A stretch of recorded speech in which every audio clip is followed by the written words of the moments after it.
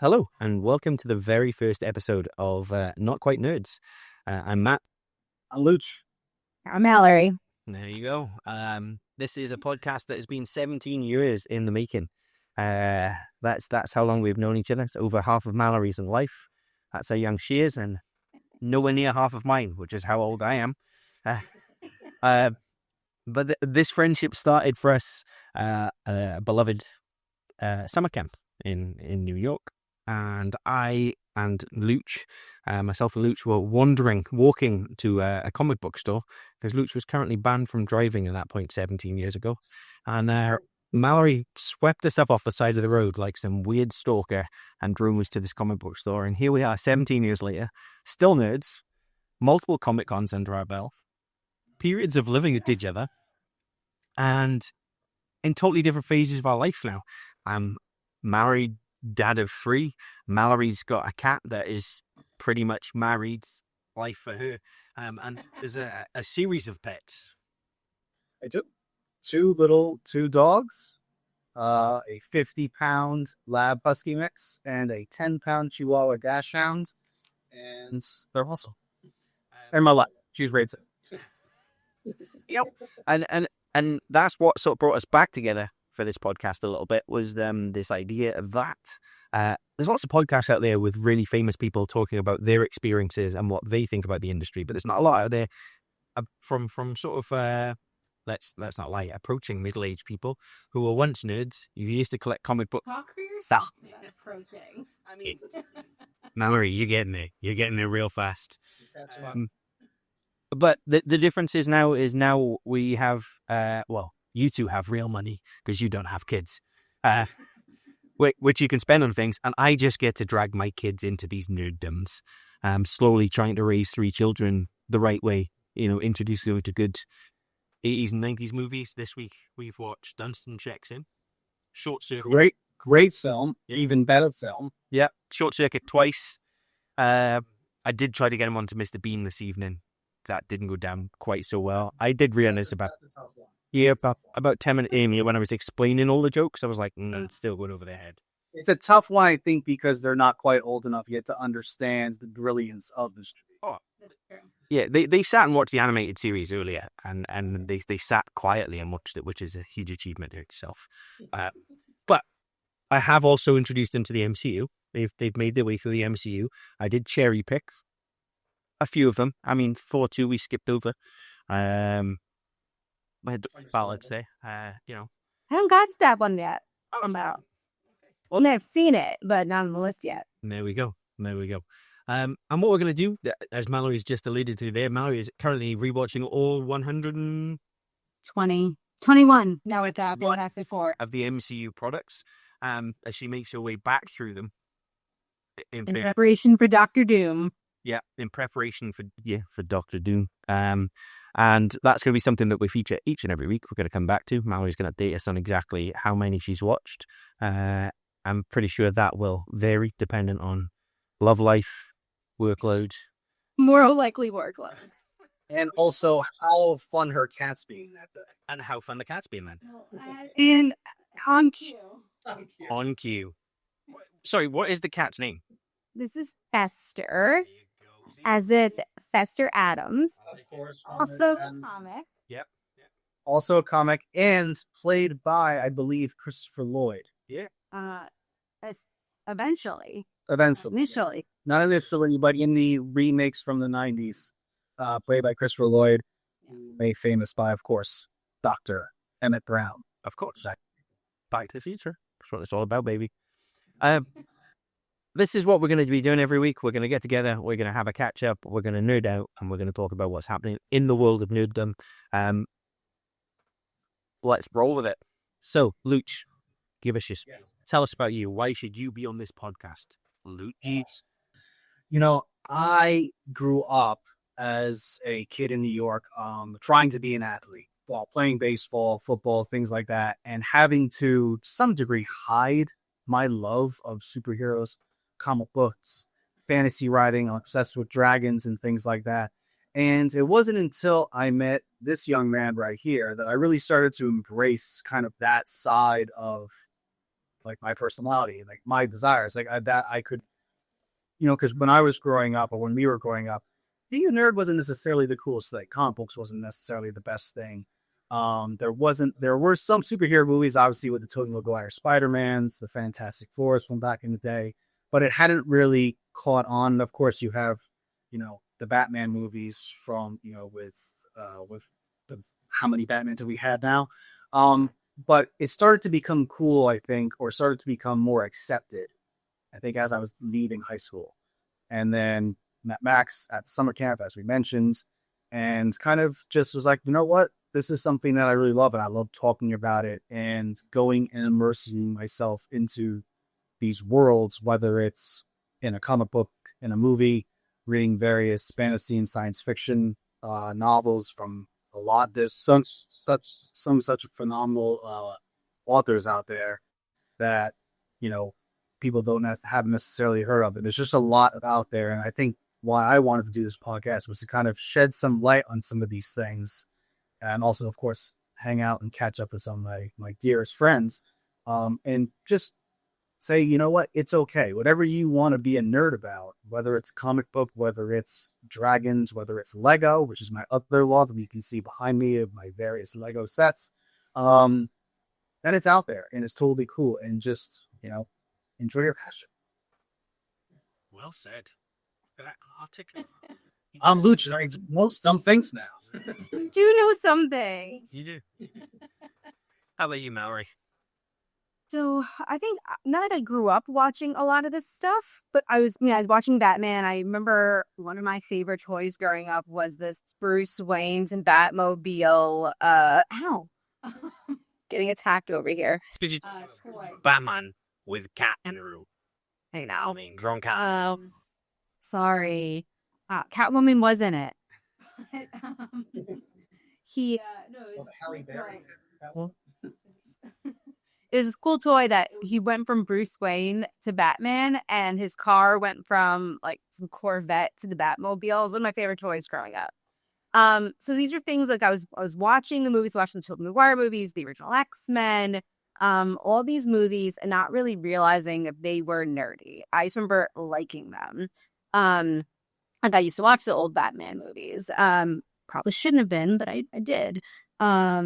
I would remember I was watching Smallville growing up, and these were like all nerd-y that I didn't realize were nerdy. I know I liked them, and I don't think I realized how many things I liked were nerdy until you, Matt. You're the problem here.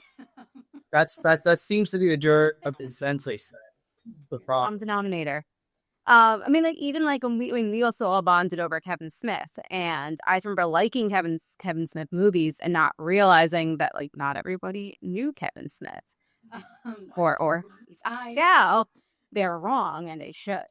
But and then I think also you two, both of you have such a different understanding and appreciation of these things and these like different comic books and all these things, and it makes me want to learn more. So I always love going to Comic-Con with you guys, seeing something, and then having you explain it to me. Because I like to learn. I mean, I never read a comic book, but I enjoy the movies.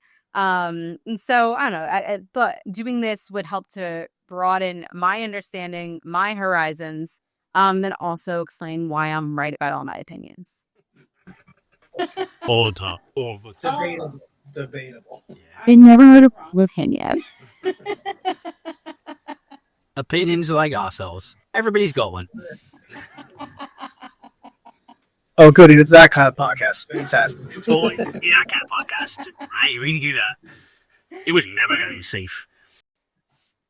Okay, so brings us perfectly on then to Mallory and her 121 Marvel products. You go right back. Yeah. And you went in a chronological order, and now that the multiverse is all involved, you've thrown those bad boys in as well. Everything. And I realize I've screwed up my chronology. Oh, no. I know. And I blame both of you. Oh, yeah. So it's obviously our fault. I'm going to tell you what the screw up was. I'm going to tell you how it was your fault. And I'm going to tell you how I would fix it going forward. So I'm doing them in chronological order of the actual chronology, not release date. So go first movie, Captain America, the oldest, chronologically that we have. And so I'd found something online about chronology of all the MCU. What they didn't have was the X-Men movies. Because they were not technically part of the Those are MCU. just recently appropriated, and technically, I think, is in a different universe. But Yeah. But because of Avengers Doomsday, we know it's gonna, kind of come back, especially with what am I blanking? that's Wolverine. Deadpool Wolverine, thank you. And what was the Marvels? No, what am Yeah, as the Marvels, the Well, that is Marvels. I, Marvels credit. Yeah, And we got then- Beast. And then Multiverse of Madness. Everything's kind of coming back. So you never know. Even though Marvel has released what movies you should watch, I'm never going to trust them entirely because I know they're going to keep things secret. So I may as well go above and beyond. Plus, I have plenty of time. So when I asked you guys where I should put the X-Men movies, you guys said I should just put them in when they were released, and throw them in, which made sense at the time. I see where we're going with this. Yep. Yeah, we've got the ones that were made before that, which are True. Because you have Wizard of Origins, you have First Trail. Okay. Exactly. Next. Fair enough. You know what? Right. I know. As I said, I'm always right. Now, you could make the argument that takes place in Earth 818, See, this is where I need you guys. I'm still not sure about the difference. not Earth 616, because it's definitely not 616 for 616. I'm pretty sure it's Earth 818 is where First Class, Logan, where those kind of films come into play. Okay. Yeah. Because that's where Deadpool, when he's traveling through the multiverse, in his universe, and his primary one, which is 818, Logan is dead. Right. It's in Wolverine. So he then steals another Logan from another universe, I believe. The original X-Men is Earth 10,005. Oh, 2005. That includes the Wolverine films and First Class. Then we get all sorts of differences because obviously there was stuff that they retconned in the sequels to First Class that then don't what happens later on in the X-Men film. Well, because Days of Future Defensive map and everything else. ranges, they changed the future. Yeah. So, which was our past. Days of Future Past. Yeah. Back to the Future. Here's the question for you then. Yeah. Elektra and Daredevil on that list. No. Which they should be, because Elektra makes her appearance. I know, and I've never seen them. Oh, That's a sin. I was devastated. okay, that's a sin for two reasons. Number one, Ben Affleck. And number two, Kevin Smith is in that. Yep.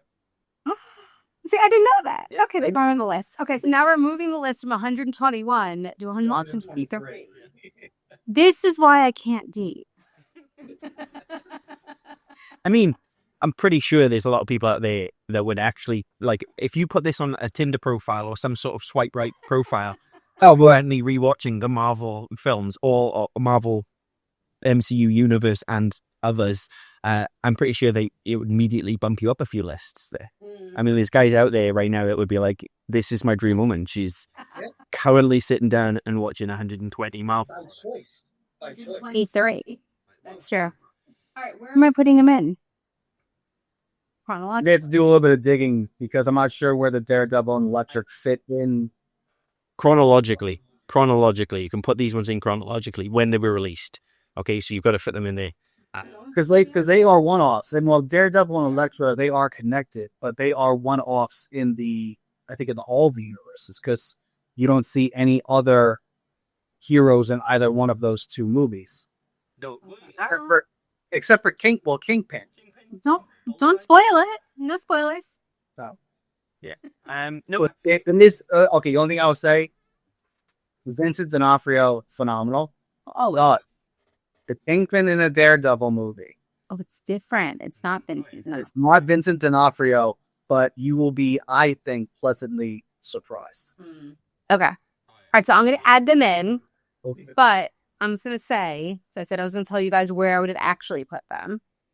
So X-Men Wolverine, I would put before Captain Marvel.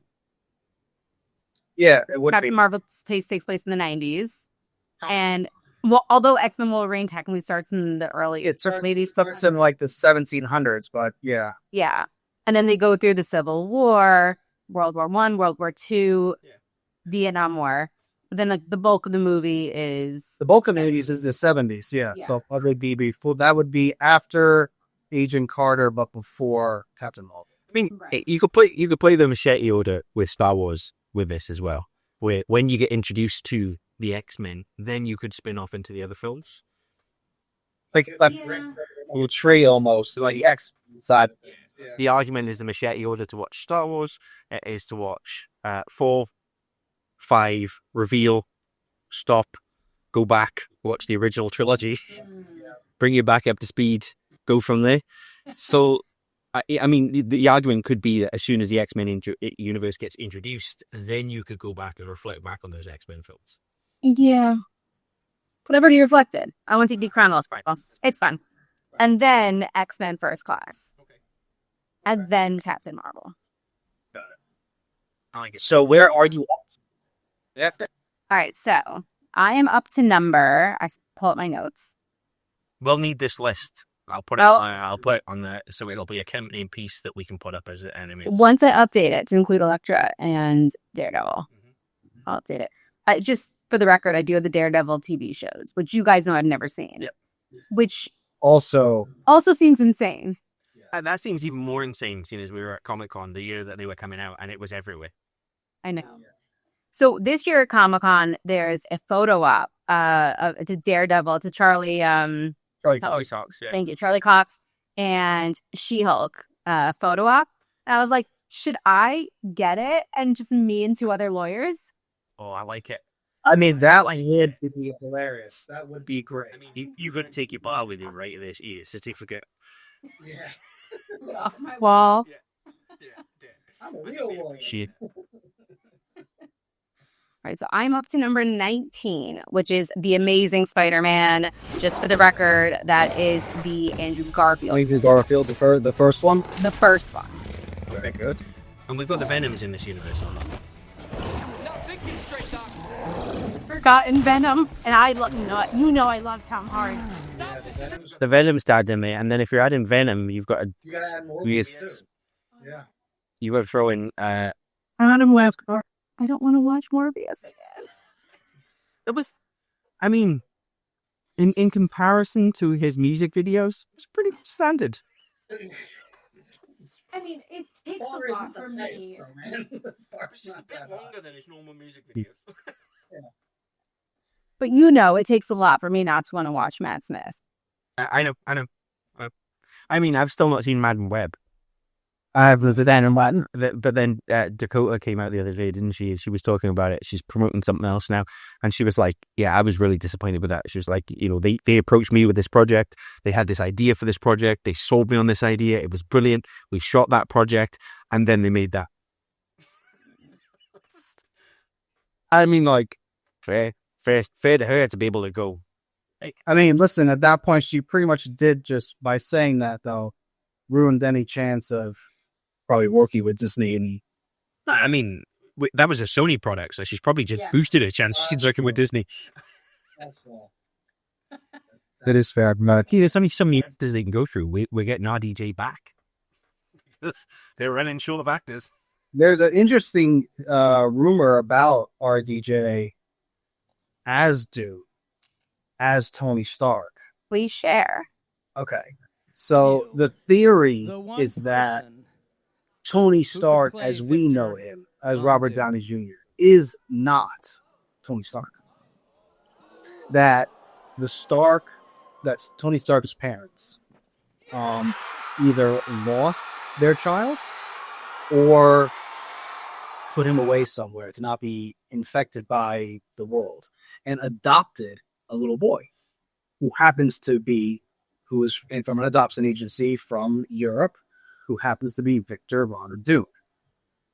And so, although he was raised as Tony Stark, in reality, he is Victor Von Doom, which is why Tony Stark actually does not look like his parents, as we know when he goes back in time with Captain America, with Steve Rogers. If you look at, I forget his father's name I forget his father's name. I shouldn't. Howard Stark. You look at Howard Stark and you look at RDJ. They don't look all that similar. And he's You know that's real actors, right? They're not real. Yes, I know this. No, but they talk about when Tony Stark's actual birthday is, and Howard Stark's saying that his wife is pregnant and is due any day. But in reality, Tony Stark would have already been born at that point. I think in the timeline, I read this somewhere. I don't know how accurate it is, but I thought it was an interesting theory. There's crazy theories out there, and there's going to be crazy theories until we see them. Yeah, like ultimately, that's what it comes down to. There's going to be these crazy theories out there. We're not going to know how the story's going to play out. That isn't comic book accurate. No, it's not. But Victor Von Doom is incredibly intelligent, as we all know.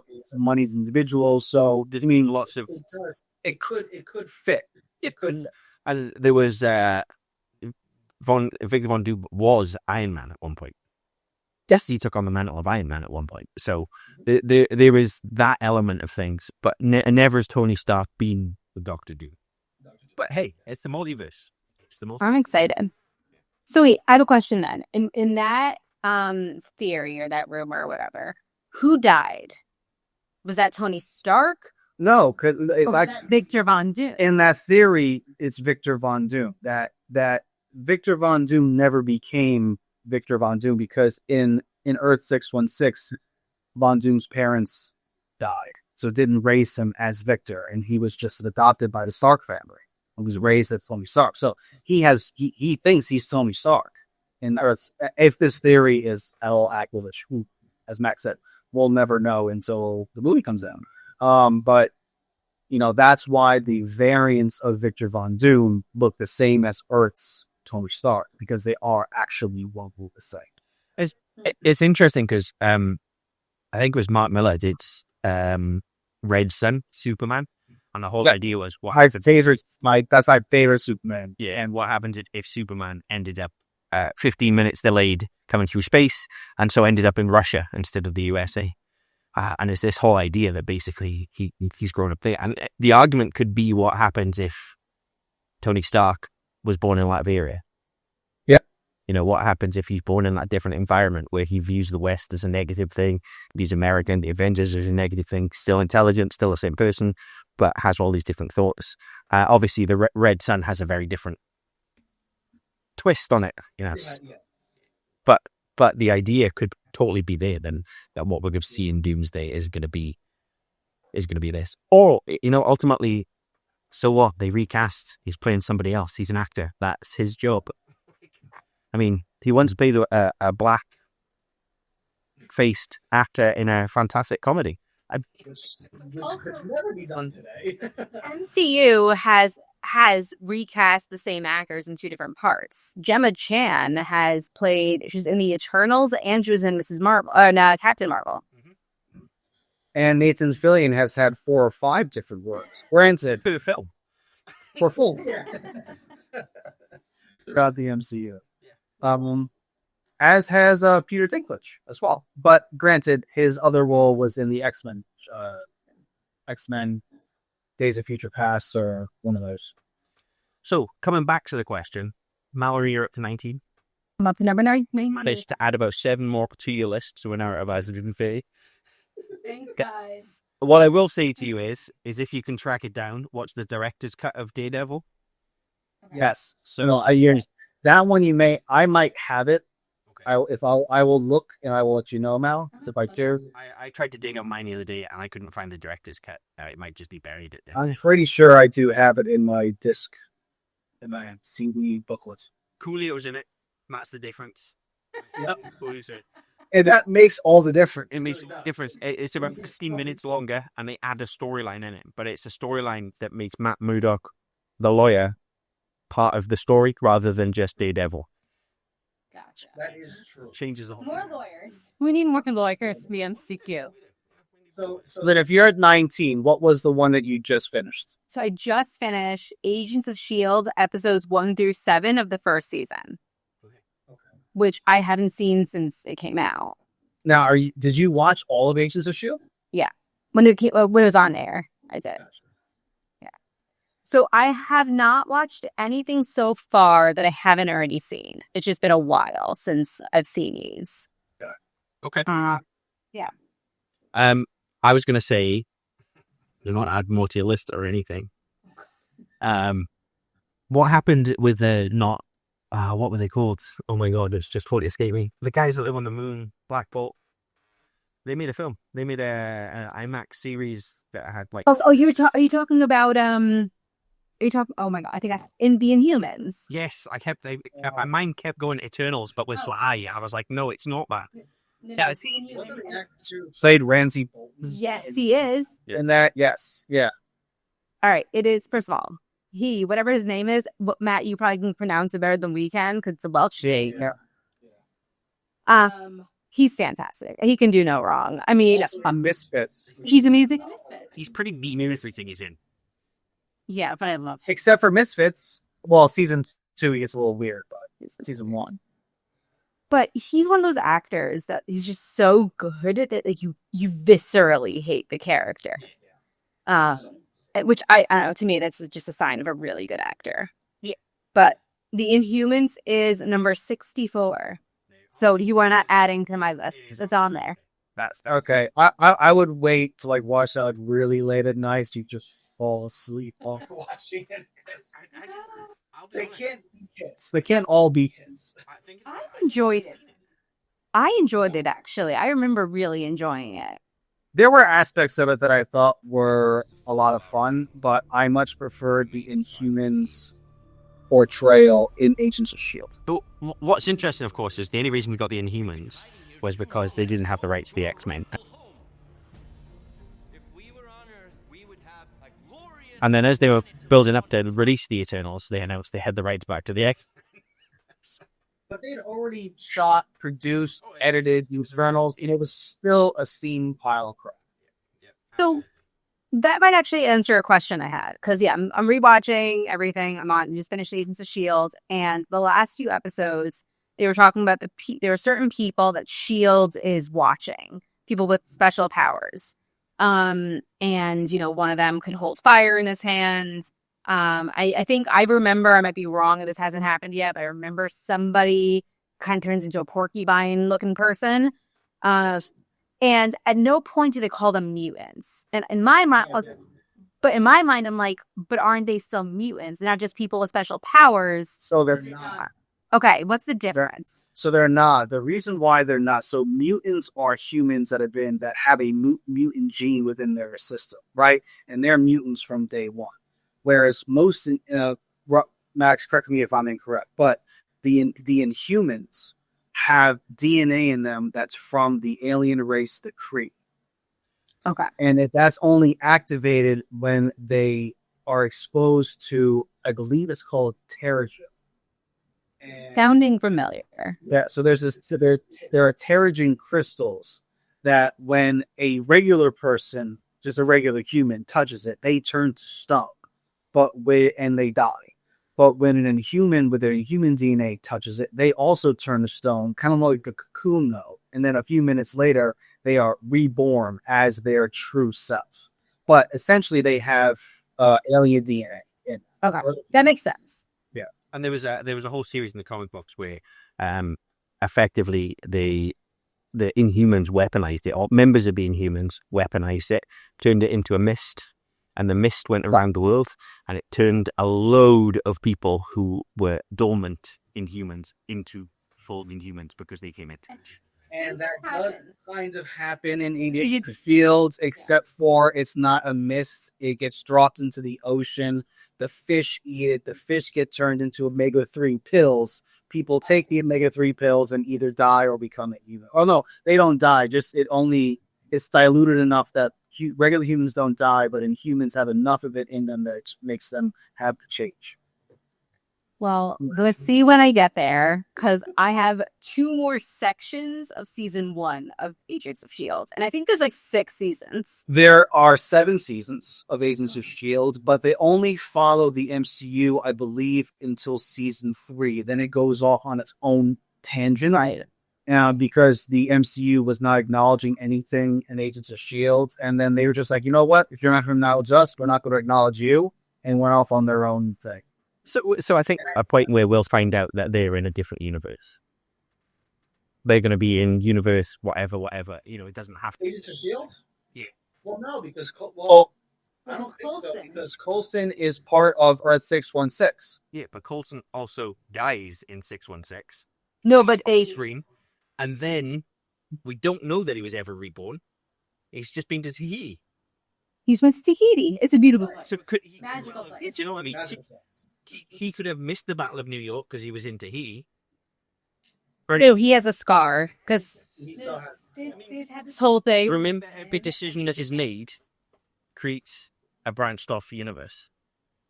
Alright, now we're getting tiresome, man. Now we're getting into the time zone and Doctor Strange. But that's there's always that possibility that you can just go, it's a different universe, gone in a different direction. Squirrel. No, but he remembers being stabbed in the heart by Loki. Yeah, and then it veers off, goes in a different direction.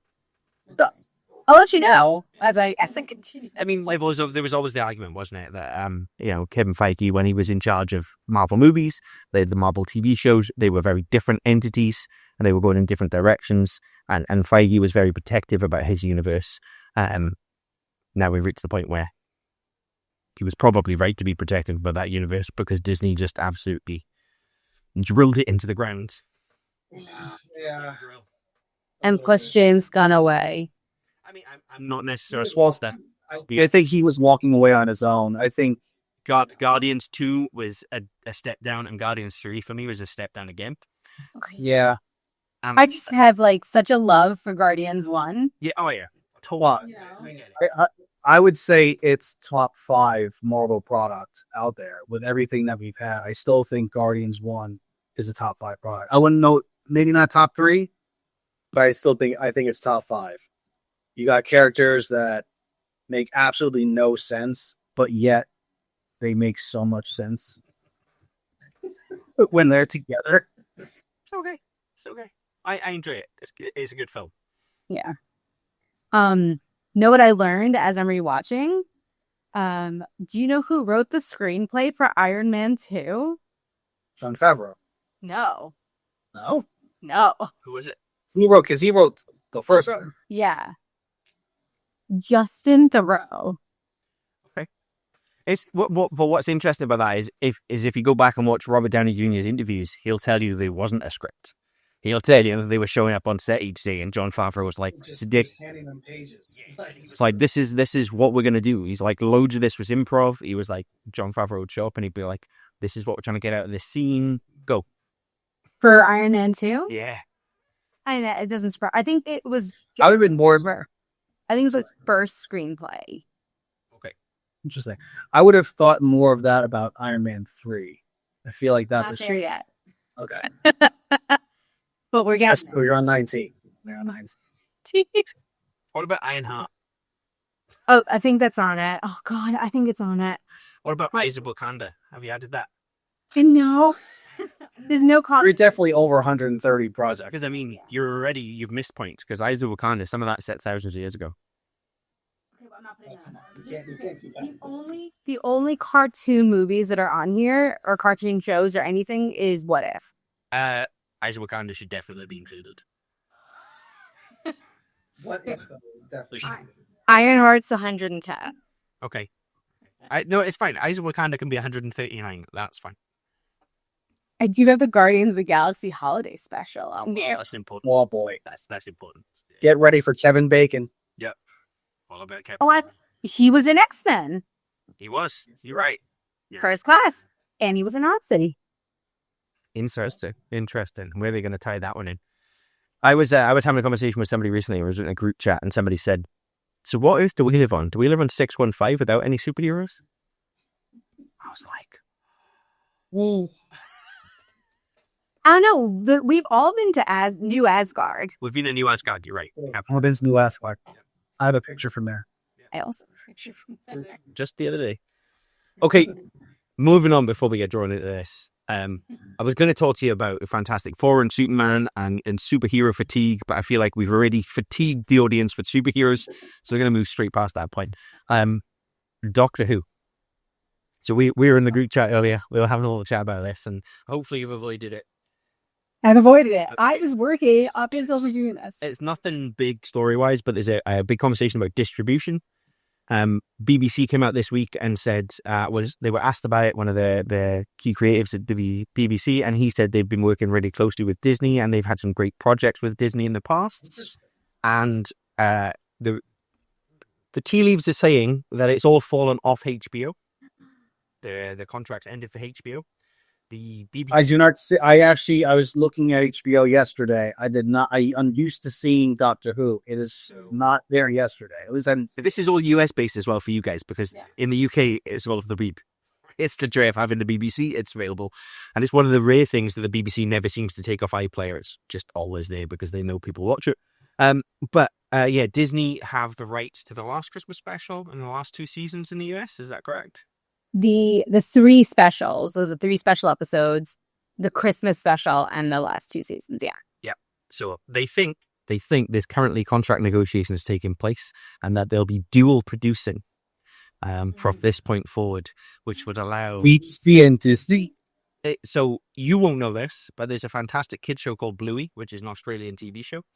Yeah, I've watched it with your children for hours. Yep. It is brilliant. It is genius. It is fantastic. It is edgy. It is right there, and it makes you feel like the worst parent in the world because the Bluey's parents are so amazing. But that is a BBC dog, right? It's the dog. Yeah, that is the BBC, a BBC Ludo with an ABC in Australia and Disney co-production. And there's a few others that there's been co-productions with the BBC on. So it does look like there could well be. Doctor Who could well be finding a new home, at least on your side of the Atlantic, with Disney.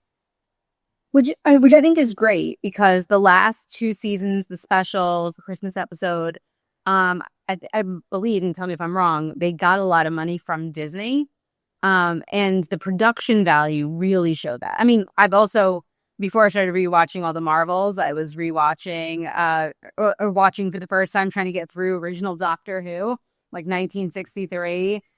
And I've done that with another show that we might talk about later, but it is painful. Like, it is so obvious that it's people in suits, which is fine. It's fun to watch, but then you watch like the most recent episodes of Doctor Who, and it's just completely the 2 different shows. What blows my mind though is you've raised the perfect point there that I wasn't going to talk about this week, but now I am. Short Circuit this week. Watching Short Circuit, they use real FX for that. How does Short Circuit look so good in comparison to so many of the things that they produce these days? There is so many random things that are made and look terrible. Marvel films included, Marvel TV shows included, big high-end productions, Doctor Who. And I watch Short Circuit and I'm like, it's a real robot. Yeah, like a real robot. Like that they controlled the dynamic. A real robot. I get that there's somebody like sitting off screen controlling and whatever, but it looks so much better because of that. Yeah. You know, there was a moment where Jack did say, "What's those things twinkling behind him?" I was like, "It's meant to be the sky." Big stars. So I get it. It looks like a bad curtain, right? It's a light, the lights in the background. But look at number 5. Look how real number 5 looks. I've never seen Short Circuit. Oh, put that on a list. It's an MCU film. I didn't review it yet. Yeah, so you fit in there. It fits right in between Wolverine Origins and Captain Marvel. Yeah, it is like 1983. And he's a friend of Herbie from the Fantastic Four. So it'll go. All right, well, that might have to get added into 2027. So you're happy then with the idea that Doctor Who could well be getting more finance from Disney, and we could see bigger productions, better productions, and the continuation of the better productions? I think so. I mean, honestly, I really do. I really enjoyed this last season, and some episodes that were didn't hit the mark. But I was actually talking about this with my brother-in-law, and I think one of our favorite episodes of all time was the one with, I don't know if you watched the season yet, so I won't give any spoilers, but there was an episode where they get stuck in a movie theater in Miami, which was great. And then the following episode where I'm blanking on the name of it, but they're on a space station on this like planet, this decrepit planet, and they're trying to get minerals out of the planet's core, which I won't go any further because it's a lot of good spoilers in there. But I think that episode blew me away. Like, there's one for the first time in a really long time. I think I had a jaw drop moment that, like, I had no idea what was going to happen, and then the other shoe dropped, and I was like, "Holy shit!"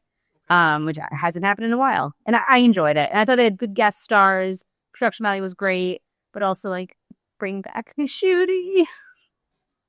Okay. I like it. I'm about 3 seasons behind. I'm so far behind on Doctor Who. Just watching the shooty. Yeah. He encompasses what Doctor Who is about. Okay. Yeah. I love him. Okay. Well, as we are slowly closing down and running out of time, we'll skip over the next topic. We'll come back to this next week, though. We'll have this conversation next week.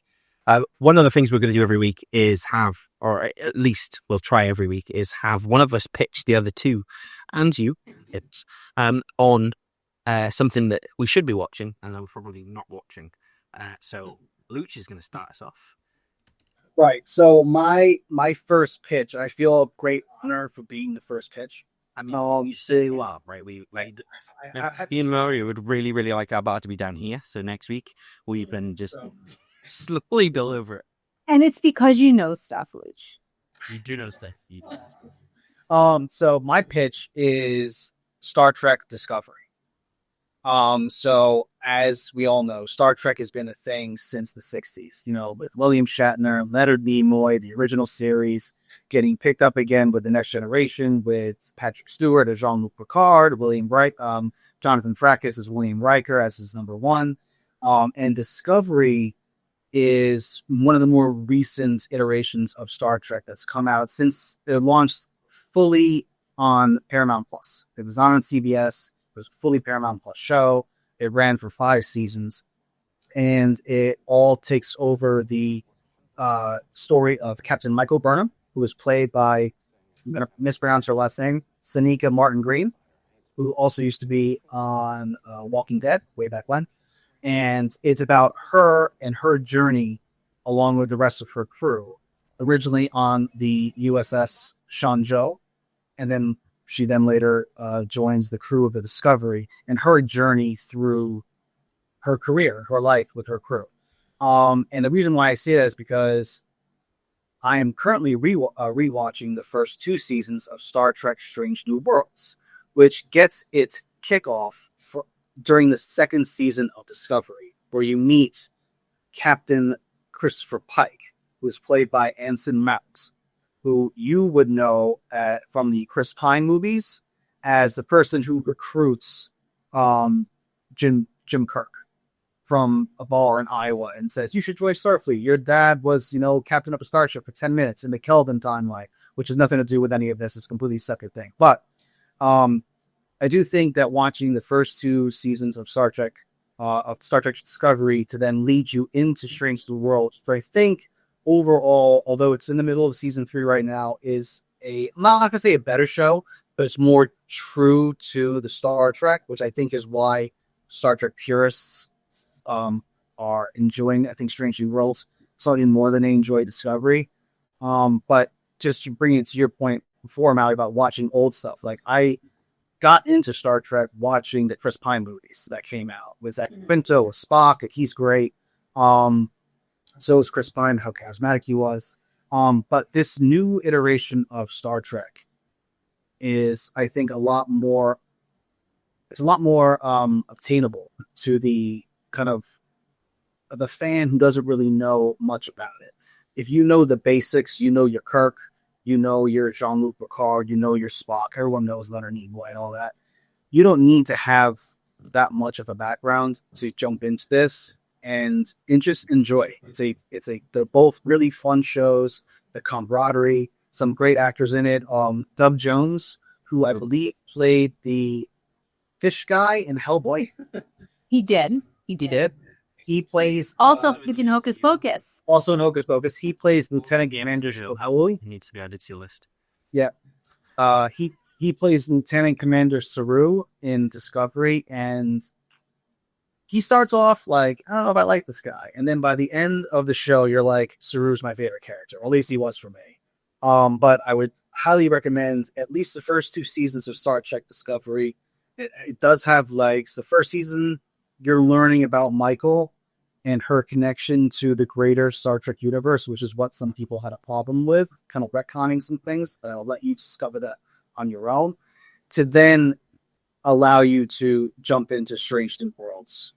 Because that's in Star Trek Discovery Season 2 is where you first meet Captain Christopher Pike, who is the original captain of the Star Trek Enterprise, NX 1701. So I'll be fully honest. In my nerddom, like Star Trek is way out there past like the Romulan star system. It's so far out there. Well, you know what Romulans are, so that's. I don't even know what Romulans are. I googled it. Not going. Yeah. I was gonna say the Outer Rim, and then I was like, "Oh no, that'll offend us." That's it. You know where we're at. But yeah, it's way out there. I used to watch Deep Space Nine when it was on TV. I used to watch that 60s TV show when it used to be aired on BBC Two. Should be years. Live. Sorry. Live. Yeah, just never seen it. Yeah, and then I'd turn over and watch Doctor Who as well. It was great. It was amazing when they actually introduced color halfway through. Yeah, so really Star Trek isn't something, but there's always that moment where a new Star Trek movie is coming out, there's a new Star Trek show coming out, and it always piques an interest in me and makes me think back to those times I watched Deep Space Nine and I watched these other things and think, I should get back into Star Trek, I should watch some Star Trek stuff. So knowing that they're creating these things that people can jump on, that'd be quite good to do. I think that's where the MCU is, and I know we only have a few minutes left, but like, what I think this, especially Star Trek Discovery and what they've done more recently, like with Strange New Worlds, also the animated series Lower Decks, which is also brilliant. I think that had 4 or 5 seasons. What do you think about this? That is a great, and there's also a crossover between Lower Decks and Strange New Worlds, which is hilarious. I won't say when it happened, but it's really, really great. But because of how they kind of retcon some things, they're allowing people to come into the franchise who have no background in it, and just getting to know these characters and seeing their adventures and seeing their camaraderie with each other. And I think it's just a brilliant mashup of some great technology, some utopian and some ideologies that I feel like we need in the world today. And it's being shown on TV, which is great to see how conflict resolution and diplomacy is a good thing. I don't want to get too political, but I just think overall it's a great amalgamation. I never thought I'd consider myself a Trekkie, but I think I am now, at least with this new stuff. Next time we go to Comic-Con, your cosplay is going to be... Oh, Leonard Nimoy. You awesome. Tears and everything. But Luch, you being a Trekkie is one of the least surprising things about you. But it was always there, right? I guess so. Yeah, I guess so. Star Wars was a gateway drug for you. Kind of. No, Firefly was the gateway drug. Firefly. What's the gateway drug? Or Star Wars was a gateway drug into Firefly, which then I guess led me into Star Trek, I guess. Yeah. I like it. And I always used to look, it was many years later that I figured out that Star Trek, one episode was diplomacy, one episode was action, one episode was diplomacy, one episode was action. Here's the sequences in those. That is something that they have kind of stayed true with. They sprinkle a little bit more action into each episode, but you do have that balance of long-winded, speeches, and then phaser fights, and shit phasers to stun, and all that other fun stuff. So yeah. It's good. And of course, the greatest thing, as a Star Wars fan, the greatest thing about Star Trek is they could hit people when they shot their guns. And like Star Wars Stormtroopers. Well, yes, that is my spiel. That is your pitch. Mallory, where do you stand? I'll check it out. Check it out. You're gonna add it to your list. It's part of the MCA, remember? No. What for me when I watch the movies, days that have a movie day, not a TV show day, I will usually watch an episode of something else afterwards because I don't have time for 2 movies, but I will have time for a movie and a TV show. I mean, I'm currently rewatching 2.5 Men, so and Sunny in Philadelphia when I'm on the treadmill at the gym. So there's lots of different things that I'm rewatching. So I'll just add this into the rotation. Yeah, wasn't done with Buffy, which is almost done. Yeah, there you go. So. Well, will you be done with Buffy though? Will you be done? That's a conversation for next week. All right. Well, if you've stuck around this long, thank you very much for listening. This is who we are. This is what we're going to be doing every single week. So please, if this is something that's interesting to you, like and subscribe and do all the usual stuff. And we're going to be plastering stuff on social. So give us a follow and we'll hopefully build some sort of following. And then maybe one day we'll get some fun at we'll get a panel at Comic-Con. Maybe we'll just be able at Comic-Con and be able to just have some fun. It's the dream. That is the dream.